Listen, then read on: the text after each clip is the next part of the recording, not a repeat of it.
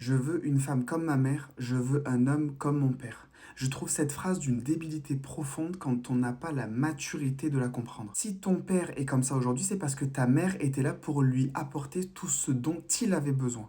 Et inversement, on a trop tendance à l'oublier, mais nous, leurs enfants, on a grandi avec la version finale de nos parents. On a entre 20 et 25 ans aujourd'hui. Donc on a vu notre père et notre mère avec 25 ans de sagesse, 25 ans de patience, 25 ans de concession. On veut la relation de nos parents, mais on n'a pas le courage de traverser tout ce qu'ils ont traversé. Leurs grandes disputes, leurs grands désaccords. On veut une relation de 25 ans dans un couple de 3 mois. Tu veux une mère douce, forte, posée, présent pour toi. Tu veux un père protecteur, travailleur, stable, fort. Mais t'oublies qu'avant d'être l'homme qu'il est, ta mère, elle a dû le réprimander 1 million de fois. Et inversement pour ta mère. Je ne suis pas en train de dire que tu ne dois pas avoir de critères, mais comprendre que l'évolution fait partie de ce processus qui tend à devenir meilleur. Tu ne trouveras jamais quelqu'un dans la forme finale de ta mère ou de ton père. Ce que tu dois essayer de voir au début, c'est son potentiel. Est-ce qu'il a les caractéristiques déjà en lui qui vont lui permettre de devenir l'homme ou la femme qu'il doit être?